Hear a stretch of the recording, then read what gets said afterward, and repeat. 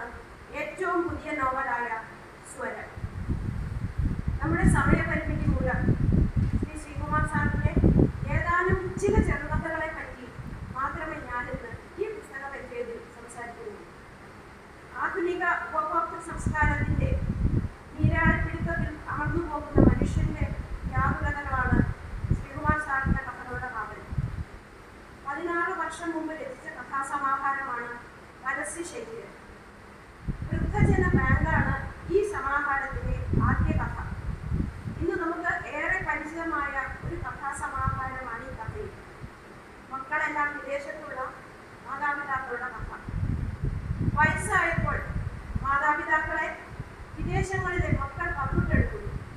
മക്കൾക്ക് ചെറിയ കുഞ്ഞിനെ നോക്കാൻ അമ്മയില്ലാതെ പറ്റില്ല. വീട്ടുജോലിക്കും കുട്ടിയെ നോക്കാൻ 2 ജോലിക്കാരെ വയ്ക്കാനുമുള്ള പണം ലാഭ്യ. മറ്റൊരാൾക്ക് ചെറുമകനെ നോക്കാൻ അച്ഛനുണ്ടെങ്കിലേ പറ്റൂ. അങ്ങനെ അവർ പങ്കുവയ്ക്കപ്പെട്ടു. 4-5 മാസം കൊണ്ട് അമ്മയ്ക്ക് വയ്യാതായി. കാരണം കഠിനാധ്വാനമാണ്. അത് അറിയാവുന്നത് അച്ഛന് മാത്രം. അച്ഛന് മുട്ടുവേദന. മുട്ട് മാറ്റിവെക്കണമെന്ന് ഡോക്ടർ. അമ്മയില്ലാതെ അച്ഛന് ചികിത്സ പറ്റില്ല. 2 പേരും നാട്ടിൽ മടങ്ങിയെത്തി. ചികിത്സാ ചിലവിനെ പറ്റി മക്കൾ ചോദിച്ചതേയില്ല. ഒരു റിട്ടയർഡ് UP സ്കൂൾ അധ്യാപകന് ചുമതലകളെല്ലാം തീർന്നിട്ട് ലക്ഷങ്ങൾ ചികിത്സാ ചെലവ് സ്വപ്നം കാണാനേ പറ്റും. മറ്റുള്ളവരുടെ ബാധ്യതകൾ കൊടുത്തു തീർത്ത് വലിയ ത്യാഗം സഹിച്ചാണ് അച്ഛൻ പഴയ തറവാട് സ്വന്തമാക്കിയത്. മകന് ചില സുഹൃത്തുക്കളുമായി ചേർന്ന് വീട് റിസോർട്ടാക്കി മാറ്റണം. അച്ഛനും അമ്മയ്ക്കും താമസിക്കാൻ ഒരു ബെഡ്റൂം ഫ്ലാറ്റ് പോരെ, എന്തിനാണ് 4 കെട്ട് എന്നാണ് മകന്റെ ചോദ്യം. അപ്പോഴാണ് നാട്ടിലെ ഒരു ബാങ്ക് വൃദ്ധജനങ്ങൾക്കായി ഒരു പദ്ധതി ആരംഭിക്കുന്നത്. വൃദ്ധരായ മാതാപിതാക്കളുടെ സംരക്ഷണം ബാങ്ക് ഏറ്റെടുക്കും. ചികിത്സാ ചെലവും വീട്ടു ചെലവും ബാങ്ക് നിർവഹിക്കും. ഒരു ചെറിയ വ്യവസ്ഥ മാത്രം. വീടും പറമ്പും ബാങ്കിന് പണയം വയ്ക്കണം. അച്ഛൻ്റെ ഓപ്പറേഷന് 3 ലക്ഷം രൂപ വേണം. ബാങ്കിൽ നിന്നും ചില ഉദ്യോഗസ്ഥന്മാർ വന്നു. മക്കൾ പോലും കാണിക്കാത്ത അവരുടെ സ്നേഹം കണ്ട് അച്ഛനും അമ്മയും അത്ഭുതപ്പെട്ടു. ഇതൊരാശ്വാസമായിരുന്നു. അച്ഛൻ്റെ ഓപ്പറേഷൻ കഴിഞ്ഞു. ആദ്യമൊക്കെ ശുശ്രൂഷിക്കാൻ അമ്മയുണ്ടായിരുന്നു. മകളുടെ വീട്ടിൽ നിന്നും വന്നപ്പോൾ തന്നെ അവശയായിരുന്ന അമ്മയ്ക്ക് അധികം ആയുസ്സുണ്ടായിരുന്നില്ല. അച്ഛൻ ഏകനായി. ആരുമില്ല നോക്കാൻ. കിടന്നിടത്ത് നിന്നും എഴുന്നേൽക്കാൻ പോലും ബുദ്ധിമുട്ട്. ഒരു ഹോം നേഴ്സിനെ വെച്ചു. തൽക്കാലം കുഴപ്പമില്ല, ബാങ്ക് നൽകുന്ന രൂപയുണ്ട്. ഇരിപ്പും കിടപ്പും തന്നെയാണ്. ചിലപ്പോൾ കിടന്ന കിടപ്പിലാണ് മലമൂത്ര വിസർജനം. ഹോം നേഴ്സ് നന്നായി പരിചരിക്കും. അപ്പോഴാണ് ഹോം നേഴ്സിന്റെ കല്യാണം. ഇടയ്ക്ക് തലകർക്കവും ഓർമ്മക്കുറവും. അവർ കൂടി പോയാൽ ഇനി ആര്? ബാങ്കുകാർക്ക് പഴയ താല്പര്യമില്ല. അവർക്ക് ലാഭക്കച്ചവടത്തിലെ താല്പര്യമുള്ളൂ. അവർക്ക് ഇനി അയാൾ മരിക്കണം. ബാങ്ക് മാനേജർ ആദ്യം കാണിച്ച സ്നേഹമൊക്കെ കെണിയിൽ വീഴ്ത്താൻ മാത്രം. മകൻ തറവാട് റിസോർട്ടാക്കാൻ പറ്റാത്ത ദേഷ്യത്തിലാണ്. ബാങ്ക് നൽകിയ മുതലും പലിശയും കൊടുത്ത് വീട് വീണ്ടെടുക്കാൻ മകനും താല്പര്യമില്ല. മരണം കാത്തു കിടക്കുന്ന വൃദ്ധന്റെ ചിന്തകളോടെ കഥ അവസാനിക്കും.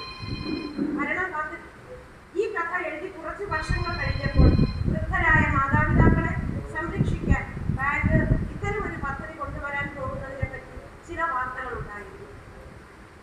അടുത്ത കഥ ഡെഡ് ലൈൻ. ടെക്കികളുടെ കഥയാണ് ഡെഡ് ലൈൻ.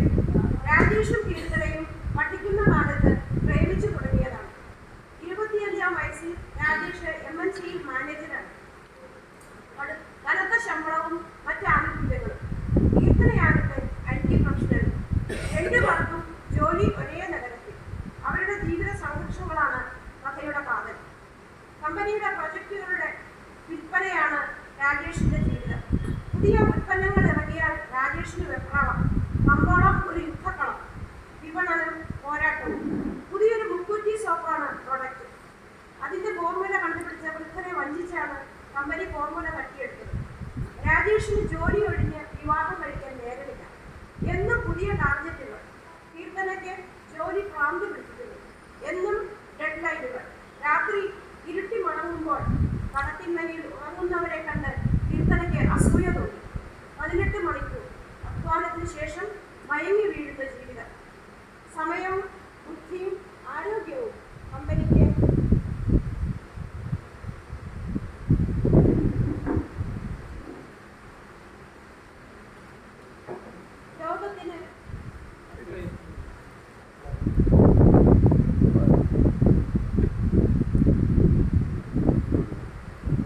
രോഗത്തിന് ചികിത്സ കമ്പനി, കൈ നിറയെ ഗുളികകൾ, കീർത്തന കുളിമുറിയിൽ വീട്, മൾട്ടിപ്പിൾ ഫ്രാക്ചർ, IT സന്ദർഭത്തിൽ ലീവില്ല, 3 നാളിലേറെ ഒരു സീറ്റിൽ ആളൊഴിഞ്ഞ് കിടക്കാൻ പാടില്ല.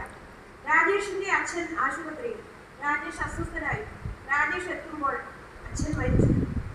മൃതദേഹം വലം വച്ച് അരിയിട്ട് തൊഴുതു. മമ്മി പറഞ്ഞു, മകൻ തല പിടിക്കണം. മടിക്കുത്തിന് ഫോൺ ചലിച്ചു. നടന്നുകൊണ്ട് ഫോൺ എടുത്തു. ബോസിന്റെ നിർദ്ദേശം, കമ്പനിക്ക് ബന്ധങ്ങളില്ല, ടാർജറ്റ് മാത്രം. പുതിയ തലമുറയുടെ ജീവിത സംഘർഷങ്ങളും ഇതിനിടെ ജീവിതം നഷ്ടപ്പെടുത്തുന്നതുമാണ് കഥാതന്ത്രം. 2005 പുറത്തിറങ്ങിയ പരസ്യക്കോലം ജീവിക്കാൻ വേണ്ടി സ്വന്തം ശരീരം പരസ്യ കമ്പനിക്കാർക്ക് വിറ്റ ഒരു വ്യക്തിയുടെ കഥയായിരുന്നു. തന്റെ ശരീരത്തിൽ അയാൾക്ക് യാതൊരു അവകാശവുമില്ല. ആ കഥ ഇറങ്ങിയ കാലത്ത് അങ്ങനെ ഒന്നിന്റെ സംഭാവ്യതയെ പറ്റി ആരും ചിന്തിച്ചിരുന്നില്ല. 2008 ഇറങ്ങിയ പരസ്യ ശരീരം എന്ന കഥ പരസ്യക്കോലത്തിന്റെ പ്രവചന സ്വഭാവത്തെ കാണിക്കുന്നതായിരുന്നു. ഇംഗ്ലണ്ടിൽ ഒരു പെൺകുട്ടി പഠനത്തിൽ പണം കണ്ടെത്താൻ തന്റെ നെറ്റിത്തടം ഒരു ഗർഭനിരോധന ഉറകൾ വിൽക്കുന്ന ബഹുരാഷ്ട്ര പുസ്തക കമ്പനിക്ക് ലേലം ചെയ്ത് വിറ്റ സംഭവത്തെപ്പറ്റി വന്ന പത്രവാർത്തയെ അടിസ്ഥാനമാക്കിയായിരുന്നു ആ കഥ. ദൈവത്തിന് ചാർത്താൻ മാല കെട്ടുന്ന ഒരു ഭാര്യയുടെ കഥയാണ് പൂക്കളി. തറവാട്ടുവക ക്ഷേത്രം. വീട്ടുകാർ ആരും നാട്ടിലില്ല. കടവരവ് കൊണ്ട് പൂജ നടത്തുക. ബാക്കിയുണ്ടെങ്കിൽ ഞങ്ങൾക്ക് തരണ്ട. ചുറ്റുവട്ടത്ത് പാവപ്പെട്ട ചില ദളിത് കുടുംബങ്ങളിലെ പാവങ്ങളാണ് പ്രതീക്ഷ. അല്ലാതെ യാതൊരു വരുമാനവുമില്ല. ഹൈടെക് ക്ഷേത്രങ്ങളോട് പിടിച്ചു നിൽക്കാൻ നമുക്കാവില്ല. അവരുടെ പരസ്യവും വെബ്സൈറ്റും ഇമെയിൽ ബുക്കിങ്ങും ഒക്കെ നടക്കാവുമോ? ശാന്തിക്കാരൻ വാര്യരോട് പറഞ്ഞു. പിന്നീട് വാര്യരുടെ വരുമാനം തന്റെ കൊച്ചു പൂക്കടയിലാണ്. തന്റെ അച്ഛൻ നടത്തിയിരുന്ന പൂക്കട. സ്വന്തം കൈകൊണ്ട് പ്രഭാതത്തിൽ പറിച്ചെടുക്കുന്ന മറുമലരുകളും മാലകളും പൂക്കളുമെല്ലാം അച്ഛനക്കുള്ളതാണെന്നാണ് വാര്യരുടെ വിശ്വാസം. ഓരോ പൂവും പറിക്കുന്നത് അതേ ഭക്തിയോടെയാണ്. വാരസ്യ സ്ഥലത്തെ ലേഡീസ് ക്ലബിലെ സ്വീപ്പർ. മലബാറിൽ നിന്നും താമസമാക്കിയ മുഹമ്മദ് സിദ്ദിഖ് ശ്രീകൃഷ്ണ ഫ്ലവർ മാർക്ക് തുടങ്ങിയത് വാര്യരുടെ കടയ്ക്ക് മുന്നിൽ. ശ്രീകൃഷ്ണ ഫ്ലവർ മാർക്കിൽ നട്ടുച്ചയ്ക്ക് പൂവിലെത്തും. കോയമ്പത്തൂരിൽ നിന്നും ലോറിക്ക് എത്തുന്നവ. വാര്യരുടെ കടയിൽ നാടൻ പൂജാപുഷ്പങ്ങൾ മാത്രം. വാര്യർ കടക്കുട്ടി. മാല കെട്ടാതില്ലാതെ മറ്റൊന്നും അറിയില്ല വാര്യർ. ലേഡീസ് ക്ലബിലെ മേലുറാണിയുടെ ഭർത്താവ് വിൽസൺ രസികവാടിക്ക് ബാംഗ്ലൂർ സിറ്റിയിൽ പുഷ്പങ്ങളുടെ ബിസിനസ്സാണ്. ബ്ലോസം, എംപോറിയം, എന്തെങ്കിലും ജോലി കിട്ടാതിരിക്കില്ല. മാനേജിംഗ് ഡയറക്ടറുടെ മുറിയിലെത്തും. കസവ് മുന്നും കസവ് വേഷ്ടിയും നെറ്റിയിൽ ചന്ദന ഭസ്മക്കുറികളുടെ മധ്യേ കുങ്കുമപ്പൊട്ട് തൊട്ട് വിൽസൺ രസികവാടി. ചെവികൾക്കിടയിൽ പൂജാപുഷ്പങ്ങൾ. പൂജാമുറിയിൽ നിലവിളക്കിന് മുന്നിൽ ഗണപതിയും നടരാജനും വിഷ്ണുവും. യന്ത്രങ്ങളെ പോലെ പൂമാലകൾ കെട്ടുന്നവർക്ക് ഇരുന്നിടത്ത് നിന്നും അനങ്ങാനാക്കില്ല. മുന്നിലെ പൂക്കൂടകൾക്ക് അവസാനമില്ല. എഴുന്നേൽക്കാതെ തന്നെ അത്യാവശ്യ കാര്യങ്ങൾ മടികൂടാതെ നിർവഹിച്ചു. പൂക്കൂട്ടത്തിലേക്ക് മുറുക്കി തുപ്പുകയും മൂക്കു ചീറ്റുകയും കഫം തുപ്പുകയും ചെയ്തു. മൂക്കുന്നുകളെ കുറയാക്കി മൂത്രമൊഴിച്ചു.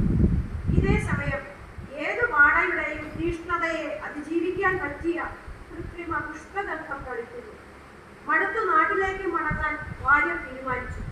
അവസാനം നാട്ടിലെത്തി. ശ്രീകൃഷ്ണ ഫ്ലവർ മാർക്കിൽ ഒരു പണിക്കായി ശ്രമിക്കാമെന്ന് കരുതി. തന്റെ ആവശ്യം അവിടുത്തെ കണക്കെഴുത്തുകാരൻ ഗോപാലകൃഷ്ണനോട് പറഞ്ഞപ്പോൾ വാര്യരുടെ തൊണ്ട ഇടറി.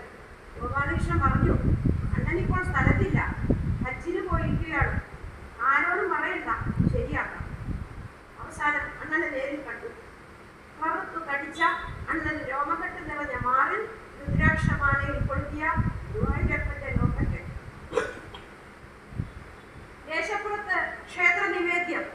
നെറ്റിയിൽ നിസ്കാര തഴവിനെ മറച്ചുകൊണ്ട് ചുവന്ന കുങ്കുമപ്പൊട്ട്. അണ്ണനും വിൽസൺ രസികവാടിയും ഏറെ സാമ്യമുണ്ട്. കസവ് വേഷ്ടി, നെറ്റിയിലെ കുറി, ദേവീദേവന്മാരുടെ ചിത്രങ്ങൾ, കത്തിച്ച നിലവിളക്ക് വാണിഭ തന്ത്രങ്ങളും വിപണിയുടെ കൺകെട്ടുകളും വാര്യരുടെ മുന്നിൽ വെളിവാകുകയായിരുന്നു. പൂക്കൾ കിട്ടാതായി. ശ്രീകൃഷ്ണ പ്രവർമാട്ടിൽ പൂലോറികൾ എത്താതായി. പൂവില കത്തിക്കയറി. പൂജകൾ, വിവാഹങ്ങൾ, മരണങ്ങൾ, അത്യാവശ്യ കാര്യങ്ങൾക്ക് മാത്രമായി പൂക്കളാണ്. സന്ധ്യ കഴിഞ്ഞായിരുന്നു വാര്യരുടെ രാത്രി ശ്മശാനങ്ങളിലും മരണവീടുകളിലും ശവസംസ്കാരം കഴിഞ്ഞ് മടങ്ങി വന്ന ശവഗന്ധമുള്ള റീത്തുകൾ മടങ്ങി വന്നു തുടങ്ങി. അവ അഴിച്ച് പൂക്കൾ തരംതിരിക്കണം. ശവഗന്ധമാകാൻ സുഗന്ധ തൈലം കളിക്കണം. പൂക്കൾ തിരഞ്ഞെടുത്ത് ദേവന് ചാർത്താൻ പൂമാലകളാവും, വിവാഹമാലകളാവും. രാവിലെ അമ്പലത്തിൽ തൊഴാനെത്തിയ വാര്യനോട് പുതിയ മാലകെട്ടുകാരൻ പറഞ്ഞു, ഞാനിപ്പോൾ ശ്രീകൃഷ്ണ ഭഗവാനിൽ നിന്നും പൂവുമായി എത്തിയതേ ഉള്ളൂ. മറ്റെങ്ങും കിട്ടാനില്ലല്ലോ. പുതുപുത്തൻ പൂക്കളാ, എന്തൊരു സുഗന്ധം. കച്ചവടം ഇഷ്ടപ്പെട്ട പുതിയ ലോകത്തിന്റെ വിചിത്രമായ ഒരു ചിത്രം നമുക്കിവിടെ കാണാം. ഏറെ നാളുകൾക്കകം പള്ളി സെമിത്തേരിയിൽ നിന്ന് വീട്ടിലെ പൂക്കൾ ശേഖരിച്ച് മാല കെട്ടി വിറ്റ ഒരാളുടെ കഥ പത്രത്തിൽ വായിച്ചു. കഥാകൃത്തിന്റെ പ്രവചനം സത്യമാകുന്നു. അധ്വാന വേട്ട. വേദം ഇടുക്കിയാണ്. സിവിൽ സർവീസിൽ ശ്രമിക്കണം. പ്ലസ് ടുവിലെ പ്രിൻസിപ്പൽ പറഞ്ഞിരുന്നു, അന്നു മുതൽ തുടങ്ങി തയ്യാറെടുക്കുവാൻ. ആയിടയ്ക്ക് വലിയൊരു കമ്പനിക്കാർ സ്കൂളിൽ വന്ന് ടെസ്റ്റുകൾ നടത്തും. വേദയെ സെലക്ട് ചെയ്തു. ഉയർന്ന ജോലി, കമ്പനി പഠിപ്പിക്കും. തുടക്കത്തിൽ 5 അക്ക ശമ്പളം, ആനുകൂല്യങ്ങൾ. ഈ കെണിയിൽ വീണ കുട്ടിയുടെ കഥയാണ് അധ്വാന വേട്ട. വലിയൊരു സ്ഥാപനത്തിൽ ജോലി കിട്ടിയിട്ട് സ്വീകരിക്കാതിരുന്നാൽ ഇനി എന്ന്? ആദ്യ വർഷം ആഴ്ചയിൽ 1 ദിവസമേ ഒഴിവുള്ളൂ. അന്ന് മാത്രമേ അമ്മയോട് സംസാരിക്കാൻ പറ്റൂ. ദിവസം പാതി കമ്പനിയിൽ, പാതി ഹോസ്റ്റലിൽ. രാത്രി ഡ്യൂട്ടി ഉള്ളപ്പോൾ രാത്രി 2 മണിക്ക് പണി തീർന്നാൽ 10 മിനിറ്റ് ക്യാബ് യാത്ര. അതിനിടെ 1 മിനിറ്റിൽ ഫോണിൽ സംസാരിക്കാൻ അമ്മ കാത്തിരിക്കും. സമയത്ത് ഉറങ്ങാനാവുന്നില്ല അമ്മേ. ഷിഫ്റ്റ് തീരാറാവുമ്പോഴാണ് എക്സ്ട്രാ ജോലി ഏൽപ്പിക്കുക. 12 മണിക്കൂർ ജോലി ചെയ്യണം. ജോലി കിട്ടി ആദ്യമായി മകളെ കാണാൻ അമ്മ ചെന്നു. ഓടി വന്ന് തന്നെ കെട്ടിപ്പിടിക്കുന്ന മകളെയാണ് അമ്മ പ്രതീക്ഷിക്കുന്നത്. ഹോസ്റ്റലിലെ സ്വീകരണ മുറിയിൽ മണിക്കൂറുകളുടെ കാത്തിരിപ്പിന് ശേഷം വന്ന മകളെ കണ്ട് അമ്മ ഞെട്ടി. എന്റെ മോളെ, എന്തു പറ്റി? പെരിഞ്ഞ് കോലം കെട്ട്. എപ്പോഴും സ്ട്രെസ് അമ്മേ. സമയത്ത് ജോലി തീർക്കാനുള്ള ബന്ധപ്പാട് എല്ലാം മറന്നുപോകും. ഹോസ്റ്റലിൽ വന്നാൽ ഹോംവർക്കും ഉണ്ടാകും. പിന്നെ കിട്ടുന്ന സമയം മുഴുവൻ ഉറക്കവും. മകളുടെ മറന്നു. അവളുടെ കണ്ണുകളിൽ ഉറക്കം. ഒന്നുകൂടി ഉറങ്ങട്ടെ അമ്മേ. കുറച്ചു കഴിഞ്ഞ് പുറത്തു വന്ന മകൾ, അമ്മേ ഞാൻ പോകട്ടെ. ക്യാബ് വെയിറ്റ് ചെയ്തു. ദുസ്സഹമായിരുന്നു അവളുടെ ജീവിതം. അധ്വാന ഭാരത്തിന്റെ അതിസമ്മർദ്ദം അവളെ വേട്ടയാടി. ജോലിയിൽ സംഭവിക്കുന്ന തെറ്റുകൾക്ക് കഠിനമായ ശകാരം.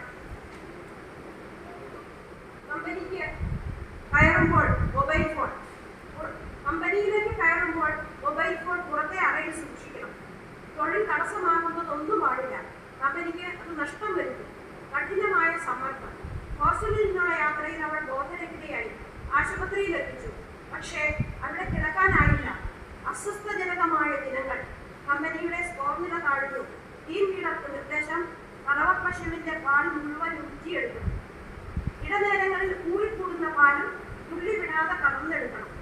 പാൽ പിഴിഞ്ഞെടുക്കുന്നതിലെ കറവക്കാരന്റെ കഴിവാണ് ഉത്പാദന വർധനവിന്റെ മുഖ്യ ഘടകം. അതിൽ പാൽ ബാക്കിയിരിക്കുന്നത് പശുവിന്റെ ആരോഗ്യത്തിന് ദോഷം ചെയ്യും. പശു പാലെടുക്കാൻ മാത്രമുള്ള ഉപകരണമാണ്. കറവ പറ്റും വരെ ശേഷം ഇറച്ചി വിലയ്ക്ക് വിൽക്കാൻ മാത്രമേ ഉള്ളൂ.